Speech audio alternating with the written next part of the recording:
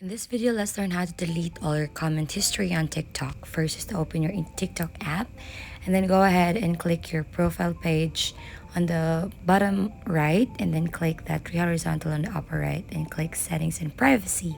Once you're in there, just go and find content and display. Click on the comment and the watch history. You'll see these two options. Just click on the comment history and there you'll be able to see all your comments from the other post that you had. All you have to do is to just click that specific comment and then you'll be able to find it there and just long press on it. And after that, you can now just delete that specific comment.